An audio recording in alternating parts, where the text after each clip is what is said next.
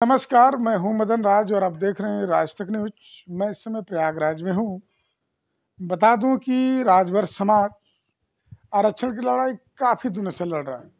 समाज के साथ साथ कुछ संगठन भी हैं और राजभर समाज के कुछ नेता हैं जो आरक्षण के बल पर वोट भी लेते हैं समाज के, ये कहकर कि हमें पार्लियामेंट में भेजिए, विधानसभा में भेजिए, विधान परिषद में भेजिए।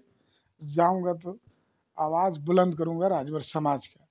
और इसके कहने के अनुसार हमारा कहने का तात्पर्य है कि इस पर समाज भरोसा करके वोट भी देता है। राजभर समाज एक ऐसा समाज है कि हर लोगों का पानी भरा है, कहा जाए एक शब्दों में, यानी किसी को निराश नहीं करता। लेकिन राजभर समाज को निराश करने वालों की तादाद काफ़ी लंबी है। लेकिन कुछ लोग ऐसे भी हैं समाज में जो समाज के प्रति चलते हैं और मेहनत करते हैं और कोशिश भी करते हैं कि आने वाला दिन में समाज हमारा उठे और तरक्की करे और मुकाम हासिल करे। बता दें कि उसी में हमारे एक साथ हैं, शिक्षक हैं, अनिल राजभर जी हैं। बता दें कि पिताजी आर्मी मैन के रिटायरमेंट हैं और एक खुद शिक्षक हैं, इलाहाबाद में ही रहते हैं अनिल राजभर जी। तो बता दूं कि ये आरक्षण की जो मैं बात की आपसे, ये काफ़ी रिसर्च किया उस पर, और अब सुनेंगे तो हैरान हो जाएंगे कि कितना रिसर्च किए हैं। ये मोटी फाइल है, अब सोच लीजिए, ये पूरी फाइल है। और राजभर समाज के इतिहास भी जानते हैं, जब शिक्षक हैं तो जानेंगे ही। तो बता दूं आपसे कि इनसे हम बात करेंगे कि क्या जो राजभर समाज के कुछ संगठन हैं, जैसे जागो राजभर जागो है, अन्य लोग भी हैं, तो क्या सच में आरक्षण की लड़ाई लड़ते हैं कि वो भी आने वाले दिनों के लिए अपनी राजनीति चमकाने की कोशिश करते हैं? तो इनसे बात करेंगे। तो सर, राज तक न्यूज़ चैनल में आपका स्वागत है। नमस्कार सर जी आपको। तो अनिल जी, आप इतना रिसर्च किए हैं, तो हम पहले बात करेंगे इतिहास का। तो संक्षिप्त में बताइए कि क्या राजभरों का क्या इतिहास? देखिए, राजभरों का जो इतिहास है उससे तो यह प्रतीत होता है कि ये 1000 साल पहले ये लोग क्षत्रिय हुआ करते थे और इनके छोटे छोटे सरदार जो हैं यहाँ उत्तर प्रदेश के पूर्वांचल के एरिया में राज करते थे। फिर जब मुगलों का आक्रमण हुआ उसके बाद इनके साथ जो है बहुत नाइंसाफ़ी हुई। इनका सारा राजपाट छीन लिया गया और ये लोग जो है दर दर भटकते रहे और जंगलों में इन्होंने शरण ली। 14वीं शताब्दी के करीब इनके बारे में बताया गया, एक भर मारो अभियान चलाया गया और इनको जो है कहीं पे भी अगर यह जान जाते थे मुगल शासक कि यह भर हैं तो उनको तुरंत जो है मौत के घाट उतार दिया जाता था। गुरु जी, हमारा एक सवाल ये रहेगा कि इतना जलन क्यों थी मुगलों से, राजभरों से? ऐसा हुआ कि जो आप लोगों ने सुना हुआ बहराइच के राजा महाराजा सुहेल देव, जिनको इतिहासकारों ने भर थारू और राजपूत राजा ऑफ गोंडा बताया है। ओ बैली और भी तमाम डिस्ट्रिक्ट गजेटियर में उनको जो है भर थारू या गोंड राजा कहा गया, राजपूत राजा कहा गया है। किंतु ये स्पष्ट नहीं कहा गया है कि ये भर ही थे। किंतु मगर ये लोग, जो आईने अकबरी किताब है और कुछ और मुगलों की द्वारा किताब लिखी गई है, उसमें बताया गया है कि सुहेल देव भर ही थे। इसलिए मुगलों को इनसे बहुत जलन थी, इसलिए इन लोगों ने इनका जो है निस्तो नाबूद किया इनको। और इसके साथ साथ यहाँ जो क्षत्रिय शासक रहे, जो आए बाहर से, उन्होंने भी इनका कोई सपोर्ट नहीं किया। यहाँ के लोगों ने भी, यहाँ के जो मूल निवासी थे, ये लोग मूल निवासी थे, इसलिए इनका सपोर्ट नहीं हुआ क्योंकि ये उच्चता के एक शिखर पर थे कभी। इसके बाद जब अंग्रेजों का शासन आया तो अंग्रेजों के शासन में जंगल में रहने के कारण अब यह जो है लूट मार करते थे, चोरी करते थे, डकैती करते थे। यहाँ तक कि इन लोगों को जीविका का कोई स्रोत नहीं था, यहाँ तक कि मर्डर भी कर देते थे। तो 1871 में क्रिमिनल ट्राइब एक्ट इनके ऊपर लगा दिया गया और यह क्रिमिनल ट्राइब एक्ट जो 31 अगस्त 1952 तक रहा और इसलिए ये इस जाति की दशा बहुत पिछड़ गई। पहली बार जो है इनके बारे में हेनरी एलियट ने 1845 में बताया कि भर एक आदिम जनजाति है जो यूनाइटेड प्रोविंस मतलब यह था कि उत्तराखंड और उत्तर प्रदेश ये सब एरिया और सेंट्रल प्रोविंस में पाई जाती है। सेंट्रल प्रोविंस आज के समय में मध्य प्रदेश, महाराष्ट्र का एरिया है, ठीक है, यहाँ तक ये इनका बिखराव था। और ये बिंद कैमूर की पहाड़ियाँ, वहाँ से इनकी उत्पत्ति है और वहीं से ये लोग माइग्रेट होके कुछ मध्य प्रदेश में चले गए, मध्य प्रदेश से आगे महाराष्ट्र में चले गए, छत्तीसगढ़ में चले गए और ज़्यादा संख्या इनकी पूर्वांचल में है। और जब हमने इसके इतिहास को पढ़ा तो यह पाया कि इनकी स्थिति जो है जनजातियों से भी बदतर है, किंतु उत्तर प्रदेश राज्य में जहाँ इनकी ज़्यादा संख्या है वहाँ इनको जो है अन्य पिछड़ा वर्ग में रखा गया है। और जबकि मध्य प्रदेश में और उस समय बॉम्बे स्टेट हुआ करता था, वहाँ पे इन्होंने 1956 से अनुसूचित जनजाति घोषित कर दिया। और इसके बाद जब यह मध्य प्रदेश से कटकर छत्तीसगढ़ बना तो वहाँ पे भी ये जनजाति हो गए। और इनको गोंड समूह में 40 जनजातियाँ हैं, उनके साथ रखा गया। और बैकवर्ड कमीशन की रिपोर्ट, काका कालेकर की कमीशन की रिपोर्ट के आधार पर इनको उन राज्यों में रखा गया। किंतु उत्तर प्रदेश में जो है कोई भी जनजाति 1950 में घोषित नहीं हुआ था। तो काका कालेकर कमीशन ने कहा कि जो उत्तर प्रदेश में जनजातियों को भी घोषित किया जाए। उसके बावजूद जो है इन्होंने भर जाति की स्थिति इतनी खराब थी, उसके बाद भी इनका जो है हमारे कोई प्रतिनिधि न होने के कारण कभी जो है इनके बारे में, जनजाति के बारे में बात नहीं हुई। और क्रिमिनल ट्राइब एक्ट जो लगा था उससे आज़ाद किया गया जब, तो हम लोग को जो विमुक्त जाति का नाम दिया गया जिसे डीनोटिफाइड ट्राइब कहते हैं। लोग ये इससे कंफ्यूज होते हैं कि डीनोटिफाइड ट्राइब एक शेड्यूल्ड ट्राइब है, ऐसा कुछ नहीं है। विमुक्त जातियों में 151 जातियां थीं पूरे देश में, और उत्तर प्रदेश में 31 जनजातियां हैं।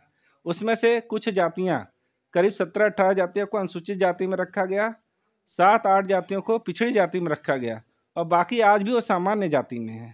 तो बैकवर्ड कमीशन जो काका कालेकर कमीशन था, उन्होंने कहा था कि इनको SC, ST और OBC में समायोजित किया जाए। उत्तर प्रदेश में कोई भी विमुक्त जाति के नाम से कोई आरक्षण नहीं है। यह बाद में जो है हाई कोर्ट, सुप्रीम कोर्ट तक जब लोगों ने लड़ा केस, तो वहाँ पे भर बिरादरी के लोग केस हार गए और यह चैप्टर क्लोज हो गया विमुक्त घुमंतु जनजातियों का। ठीक है गुरुजी, तो हमारा सवाल है कि जैसे आप बोले कि राजभर पहले राजा थे, तो कुछ लोग जैसे राजभर समाज के कुछ संगठन जैसे जागो राजभर जागो लड़ रहा है कि ST में राजभरों को चाहिए, लेकिन कुछ राजभरी समाज के लोग हैं कि बोलते हैं हमें आरक्षण की जरूरत नहीं, हम तो राजपूत। ठीक है, इस पर मेरा यह कहना है कि भर राजपूत थे, क्षत्रिय थे, इसमें कोई डाउट नहीं है, मगर इस देश में तमाम जातियां हैं जो अनुसूचित जनजाति घोषित हो चुकी हैं और वह अपने समय में राजपूत हुआ करते थे, क्षत्रिय हुआ करते थे। उदाहरण के लिए गोंड हैं, खरवार हैं, चेरू हैं, थारू हैं, ये सब जनजातियां हैं आज, और ये कभी राजा हुआ करती थी। मगर इनकी स्थिति जब सदियों से पिछड़ने के कारण ये मुख्य धारा से अलग होने की पात्रता में क्षत्रिय कोई बाधा नहीं है, भर होंगे क्षत्रिय, इसमें कोई डाउट नहीं है, मगर यह जनजाति की श्रेणी में जाने लायक हैं और इनकी स्थिति वाकई में बहुत खराब है। ठीक है गुरुजी, ये बोला कि स्थिति खराब है, जाने लायक है। हाँ। तो जो कह रहा कि हमको नहीं चाहिए, हम तो राजपूत हैं, उनको क्या कहेंगे? ऐसा कि वो भाई हम तो भर हैं, हम तो भर का सर्टिफिकेट बनवाए, जो राजपूत और क्षत्रिय बनते हैं वो राजपूत और क्षत्रिय का सर्टिफिकेट बनवाए। तो इससे समाज गुमराह नहीं हो रहा है जो लोग कर रहे हैं? अगर वो गुमराह कर रहे हैं तो वो गलत कर रहे हैं समाज के साथ। ठीक है, क्या चाहते क्या है आप? देखिए, यह जो लड़ाई जो शुरू किया था सबसे पहले दूधनाथ जी ने, जो हमारे प्रथम विधायक थे, उन्होंने अनुसूचित जनजाति के लिए विधानसभा से प्रस्ताव पास करवाया। किंतु क्या हुआ कि पहली बार ही प्रस्ताव जो है यहाँ के, या हम क्या कहें कि अब अधिकारियों ने गुमराह किया, या तो नेताओं ने गुमराह किया, या किसी ने गुमराह करके उसको अनुसूचित जाति में भिजवा दिया। और अनुसूचित जाति का यह क्राइटेरिया अछूत होना अनिवार्य है, और भर राजा रहे तो कब अछूत हो गए? वो कभी अछूत नहीं थे। इसीलिए 3 बार प्रस्ताव RGI ने खारिज किया, यह कहा कि यह अछूत नहीं है और यह किसी राज्य में अनुसूचित जाति नहीं है। तो क्या कहेंगे अब जो जागो राजभर जागो लड़ाई लड़ रहा है ST के लिए इलाहाबाद में, वो क्या सच लड़ रहे हैं कि क्या है? नहीं, ऐसा कि उन लोगों ने जो याचिका करी है वो 11 मार्च 2022 को हाई कोर्ट ने ऑर्डर किया था कि भर राजभर जाति के प्रस्ताव के संबंध में निर्णय लें, और सरकार ने रिपोर्ट यह लगाया कि हम जो है 720 परिवारों का सर्वे किए, उससे हम यह डिसाइड नहीं कर पा रहे हैं कि भर जनजाति की श्रेणी में जाने लायक हैं या अनुसूचित जाति की श्रेणी में जाने लायक हैं। इसलिए जो है भारत का जनजाति मंत्रालय स्वयं सर्वे करा ले, और जब वहाँ पे उन लोगों ने पत्राचार किया तो वहाँ से यह रिपोर्ट निकल कर आ रही है कि राज्य सरकार जब तक उचित प्रस्ताव नहीं भेजेगा तब तक हम आगे कोई कार्रवाई नहीं करेंगे। और यह मामला जो हमारा अनुसूचित जनजाति का 1980 से पेंडिंग है, 40 साल से ज़्यादा हो गया, और 40 साल से भरों का जो प्रस्ताव एसटी में नहीं गया, जबकि विधानसभा से पास है। इसी को लेकर जो है इन लोगों ने, जब यह पत्राचार आया तो इन्होंने नई याचिका फाइल की है और इसकी सुनवाई अभी 3 जनवरी को हुई, 3 जनवरी 2025 को। इसमें राष्ट्रीय अनुसूचित जनजाति आयोग को नोटिस इशू हुआ है और शोध संस्थान के डायरेक्टर को नोटिस हुआ है। और शोध संस्थान जो है भरों के बारे में जो है डिटेल में सर्वे नहीं कर रहा है, या सर्वे कर रहा है तो रिपोर्टिंग गलत कर रहा है, या इनके अधिकारी जानबूझ के ऐसा कर रहे हैं, मैं तो इस पर कह नहीं सकता। मगर यह है कि जो भी पूरे रिकॉर्ड दिए गए थे कोर्ट में, उसके हिसाब से इन्होंने किसी प्रकार की रिपोर्ट नहीं बनाई। इन्होंने 2-4 गाँव में जाके सर्वे करके इन्होंने ऊपरी सतह पे तौर पे लोगों से पूछा कि क्या आप गोंड और भर एक हैं, या गोंड से रोटी बेटी का संबंध है, जबकि गोंड समूह में 40 जनजातियां हैं, सब अपने आप में जनजाति हैं, किसी का किसी से कोई संबंध नहीं है। मगर इस तरीके का इनका क्वेश्चन ही गलत फ्रेम है। यानी आप ये कह रहे हैं कि सरकार भी चाह रही है कि आरक्षण न मिले। सरकार तो चाह रही है, मगर जब सरकार के जो कर्मचारी हैं अगर उनको सही रिपोर्टिंग नहीं करेंगे तो प्रस्ताव कैसे जाएगा? पहली बात तो रिपोर्ट सही बने, जब रिपोर्ट सही बनेगी तभी तो प्रस्ताव जाएगा। और क्योंकि भर 3 राज्य में जनजाति हैं, तो उत्तर प्रदेश में जहाँ सबसे ज़्यादा संख्या है। अब आपको बता दें कि 4 लाख से ज़्यादा संख्या 1931 में थी अंतिम जातीय जनगणना में।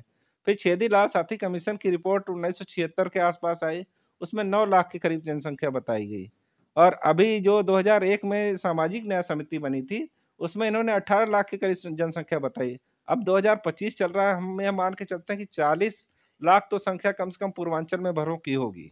तो आखिरी सवाल हमारा रहेगा गुरुजी की, तो इसके पीछे जो हमारे समाज के जो इसके पीछे जो हमारे कहने का मतलब कि जो समाज हैं, राजभर समाज के नेता हैं, मंत्री, ये नाम नहीं लूँगा, तो क्या वो लोग कोशिश नहीं कर रहे हैं? देखिए, हमें लगता है वो लोग कोशिश कर रहे हैं। ऐसा कि सब चाहते हैं कि हमारे बिरादरी का भला हो जाए, किंतु अब कुछ राजनीतिक पार्टियों में उनकी कुछ मजबूरियां हैं, वो अपने पदों से बंधे हुए हैं, इसलिए वो खुलकर नहीं कुछ कह सकते। उनको पद से मतलब है, समाज से मतलब है? नहीं, ये मैं नहीं कह सकता कि उनको पद से मतलब है, मगर उनको है कि देखिए हमें जैसे जाति पीड़ा है, उनको भी ऐसा होना चाहिए, उनको भी लगना चाहिए कि हाँ, हमारे साथ जो है बहुत नाइंसाफ़ी हुई है। अन्य राज्यों में जब हम जनजाति हैं तो यहाँ हमें क्यों नहीं किया जा सकता? जब गोंड समूह के और जातियों को यहाँ घोषित कर दिया, गोंड के साथ धूरिया, नायक, ओझा, पठारी, राजगोंड को कर दिया, उसी ग्रुप में भर भी आते हैं, तो उसको करने में क्या समस्या है? हम ये थोड़ी कह रहे हैं कि हमारा रोटी-बेटी का संबंध है, हमारा उनसे शादी-विवाह होता है।